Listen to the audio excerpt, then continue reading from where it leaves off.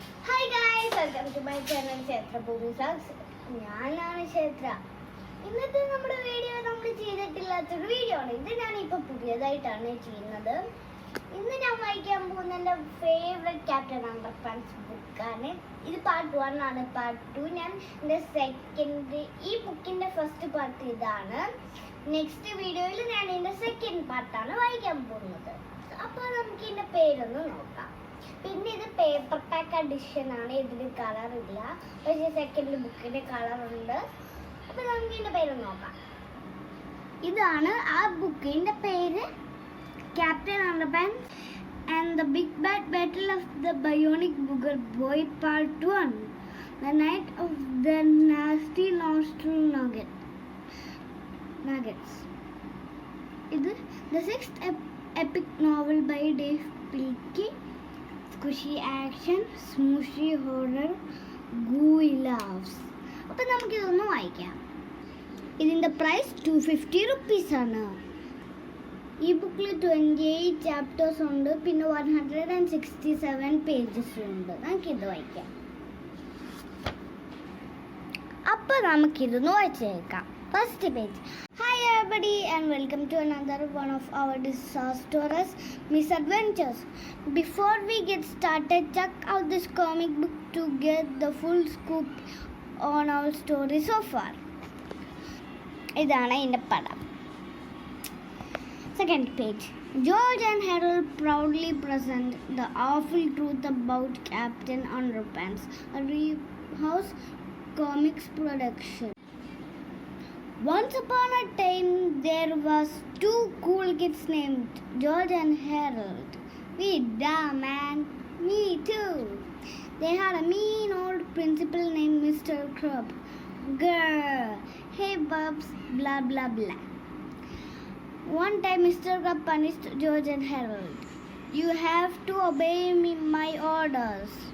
So they got a 3D hypnoring and hypnotized him. No way, you must obey us now, okay? They made him think he was a superhero. You are now Captain Underpants. Yes, master. It was supposed to be a joke. Tra-la-la. Ha ha ha. But it got carried too far. I will go fight crime now, window. Way too far. Hey, come back here, bub. Tra-la-la. Then one day he got attacked by a dandelion. Don't you hate it when that happens? Help! George stole some superpower juice from a UFO. Ouchie. And gave it to him down the hatch. Suddenly he got superpowers. Hey, I can fly now. I rule. Oh, great. Bummer. Next page. Nowadays, whenever Mr. Crab hears anybody snap their fingers, snap, he turns into you know who. Tra la la. Oh, nothing. And the only way you can stop him if you pour water on his head. What the H2O? Then he turns back into Mr. Crab. Hey, what's the big idea, bubs? So whatever you do, don't snap your fingers around Mr. Crab, okay? The end.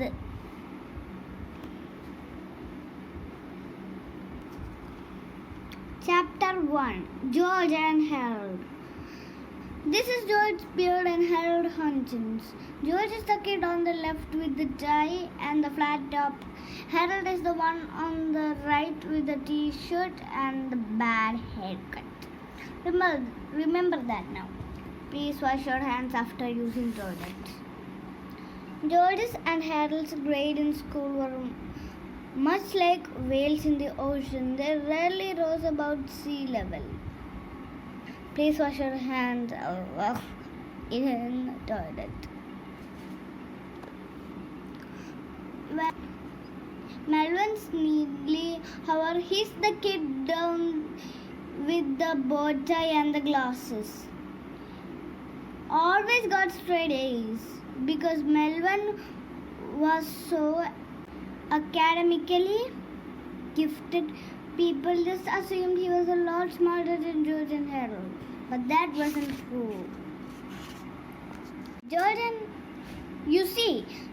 and Harold were every bit as smart as the straight A students, but in a different way, in the way that couldn't be measured by quizzes or worksheets.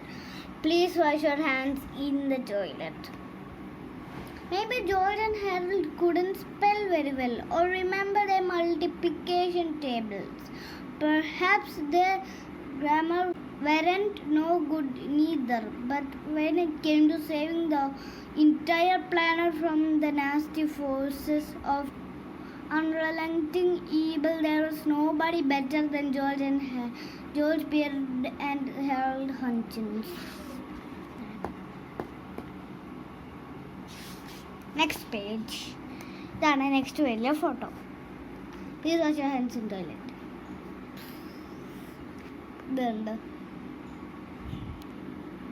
It's a good thing that George and Harold were smart enough to get themselves out of trouble, because their silliness was always getting them into trouble. In fact, one time it got them into a really snotty situation. But before I can tell you that story, I have to tell you this story. Chapter 2, Squishies Part 1. It was demonstration speech day in Miss Ribble's 4th grade English class. Every student had to give an oral report demonstrating how to do something.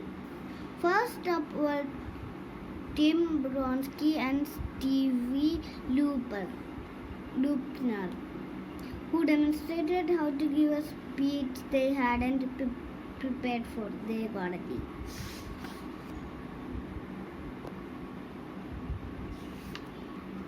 Demonstration speech.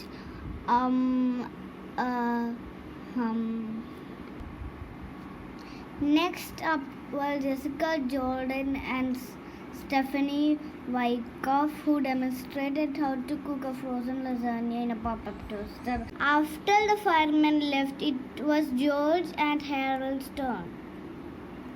Harold carefully tacked some charts and graphs onto the wall, while George brought out a large garbage can with a toilet seat taped to the top. ഇതാണ് side view. Next, squishies. Number 1, ketchup packet എടുത്തിട്ട് മടക്കണം. Number 2, slightly മടക്കിയിട്ട് 3 ഫുള്ളായിട്ട് മടക്കണം. Cross section, seat, bumpy thingy, ketchup bowl. Side view. Ladies and gentlemen, said George, today Harold and I are going to demonstrate how to do a squishy.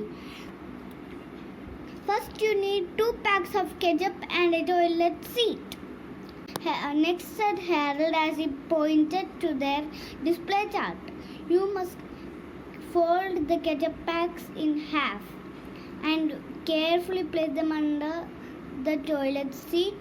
Make sure that the packs are under those front 2 bumpy thingies on the bottom of the seat. Next is. Now, once the ketchup packs are in place, said Harold, all you have to do is wait for somebody to sit down on the toilet seat. Do we have any volunteers? Come on, said George. Who wants a squishy? Although nobody in the class wanted to sit on the toilet seat, everybody wanted to see what would happen if somebody actually did. So George grasped one side of the toilet seat, Harold grasped the others, and together they pushed down. Splat, splat, splat. Next page.